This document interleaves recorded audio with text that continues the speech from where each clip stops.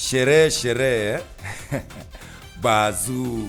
Mboka imejipa na za mfuko zinakusumbua Hebu toa tenje upige picha. Lazima hiyo Grammy kujue. Lakini nikuulize, vile umesema utanitumia hadi nikuzoee, ulinitoa wapi? Staki mtu wa kunilecture mimi. I know where I am and I am very clear about where I am going. Staki mtu wa kunilecture mimi. Ni hivyo? Si utanihitaji baadaye? Ama hakuna kuserereka tena? Aya, kwani ni kesho. Kwani ni kesho. Kwani ni kesho. Ngware basi. Kwani ni kesho.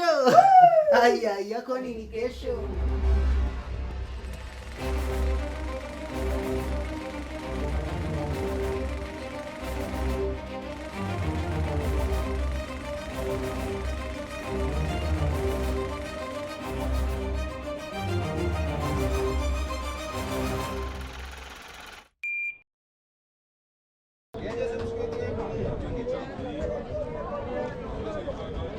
Watu husema, if you want to know the real economy, go to Wakulima Market. Kila mtu hapa ako wax akinitafuta kufanya shughuli fulani. Huyu ananitafuta kutia ndani. Na huyu ni faida anatafuta. Wote wananisaka for one reason or another. Lakini watu wengi wanakopesha ili wanunue bidhaa ya kuuza wafunge soko. Lazima utumie kitu kama Fuliza. Fuliza ndio imeniokoa, imenisaidia kwa wakati huu. Naenda pale kwa simu yangu na Fuliza. Alafu nikifuliza naenda kwa mfanyabiashara mwenye ataniuzia watermelon. Akiniuzia watermelon, mimi naenda nazungusha. Kimaliza kuzungusha watermelon zangu, nakuja nalipa Fuliza yangu na ninabaki na faida. Sasa faida ndio nabaki nayo. Unacheki kuanzia huko 2015, Wakenya walianza kukopa pesa kupitia tenje, yani digital credit ama mobile money loans. Bazu hizi ganji zimesaidia watu wengi sana. Kama umadhe, angeingia bank kunikopa saa ngapi? Na angenunua mboga fresh saa ngapi? Ananihitaji kidogo tu. Kidogo. Sasa, kama ni mimi na mamori wangu wengine 4, ndio tunawezesha biashara yake. Seri ya kope za tenje. Jumalipo ni jioni. Niko na deni ya Fuliza. Nilikuwa nataka kununua unga, sikuwa na kitu. Sasa niko na Fuliza ya 1700. Nilikopa KCP niko nayo. Niko tu na madeni mingi. Ila mimi uchukua ni M-Shwari ama Fuliza in case of emergency. Kukopa deni si kitu mbaya. Ni kama Ubazu alisema. The issue of debt is not about incurring debt. It's about how you use that debt. Problem with debt is if you use it to consume. Ushasikia? It's what you do with the money. Yani, utanitumia aje? It has been especially beneficial because the population that we're talking about that is benefiting from these loans doesn't have access to collateral. We don't have property, we don't have much in our name. The only thing we have is probably a smartphone where we can download that app, that digital loan app. And so in that manner, by increasing our access to these financial services, it has benefited us. But then there's also the flip side, of course, to mobile loans.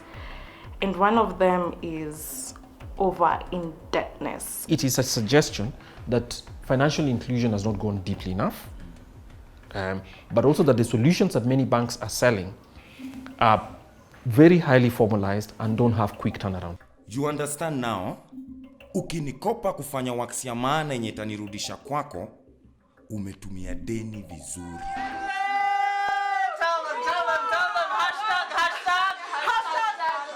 Now, let's get back to Mr. Soft Life here. Let's call him Brayo. Tulimwacha akiwa kitesa mbaya. I forgot to mention, Brayo has a good job. he gets about 100 of us sent to his account every month, yani 100,000 shillings. Today, here he is, hangover mbaya, lakini bado anafaa ingie job. Ye ulipwa end month, so ananicheki mwisho wa mwezi na anafaa nitumie vizuri ili nikutane na mwenzangu kwa akaunti yake. As usual, anafaa lipe rent 30k. Anunue chakula including those random coffee dates 20k. Alipe tokens za stima na maji 5k. Kufika job monthly yeye utumia 5k. Then atume zingine up country amsaidie mathe 10k. Lakini lazima apige sherehe kama ile ya jana 20k. At least akona ka 10k kakusukuma mwezi, right? Wrong. Bundles za tenje, cooking gas, mama fua, 5k left.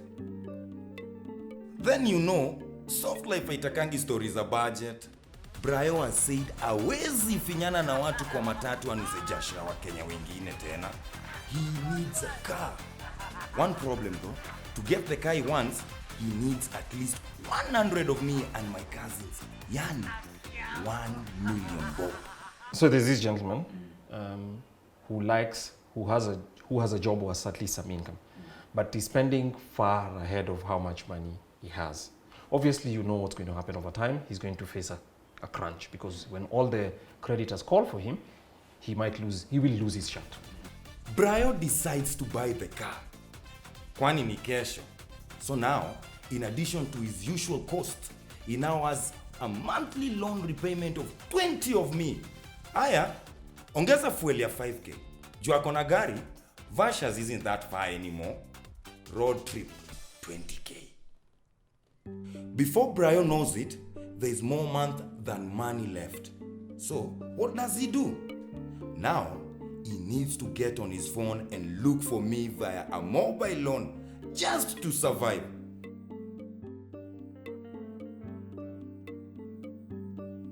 And given how popular it is, Brayo itabidi anisake kwa Mshwari ama Fuliza. But in Kenya, you have to have more than one hustle to survive, right? Hustle ka Brayo kamejipa, I'm sent to him via M-Pesa.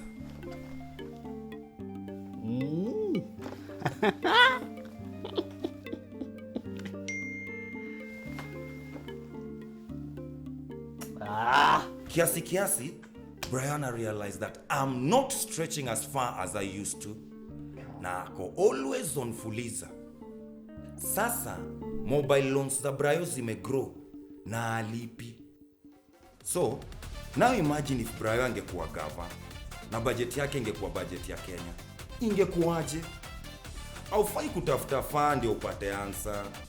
From 2013 to 2019, we've seen our public debt go from almost 1.2 trillion to about 6 trillion. Serikali ya Kenya kuchukua pesa nyingi nje na kupandisha bidhaa, kupandisha mafuta. Sasa imekuwa ni mpate mpatae, kiriba goji goji kiriba. Consequences za kunitumia vibaya kama gava ni very severe, especially when I have been borrowed. Unakumbuka story ya Achieng? Ile story niliwaambia ya Goldenberg? Story ya madeni Kenya ni sawa tu na story ya Brayo. If government, however, is borrowing money and obviously can't pay for it and wasting it, that's a common conversation for all of us to have.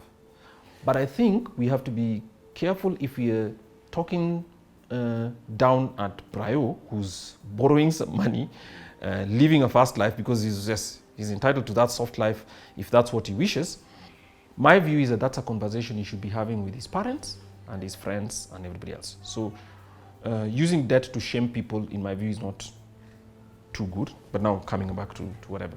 But for a government, we should shame our government if it goes out, spends 400 billion on a train service that cannot run even to pay its own expenses, leave alone pay the debt. We are climbing up the hill of unsustainable debt too fast. Some of the problem is we have now put the blame somehow on China. and we have discounted our own fault in the problem, China does not come with a gun and say, here's the debt, take this debt, or you will have severe consequences. In fact, in most instances, we go to China. Iria maiyaga o muthenya ni ikirite billion icio igire. Andu aya ni bure. 2 billion. That's how many zeros? If we can just turn to the screen. Yes. Deni ni kitu moja fani. Depending on how you use it, unaweza make more of me. Life is always very interesting. Even with a plan, you never know when you will need me. Has confirmed the first coronavirus case in Kenya. So, kujibu swali ya Brayo, kwani ni kesho? If I was asked, ningesema kesho pia ni siku ya kupangia. Whether you run your own budget or the country's budget, run it properly. Anyway, ni kama kuna Brayo fulani ananihitaji kifuliza. So tuchapiane baadaye. Kwani ni kesho.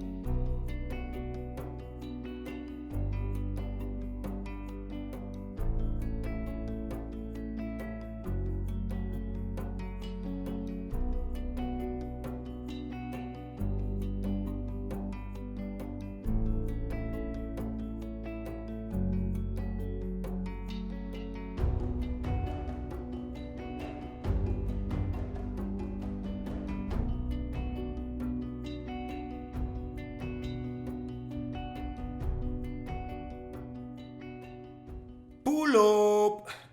Kama umenice na hii works, basi finya like hapo. Na pia usisahau kusubscribe kwa channel yetu. Ukifinya pia hiyo bell utapata updates za episode mpya zikikuwa. Wazi mzito.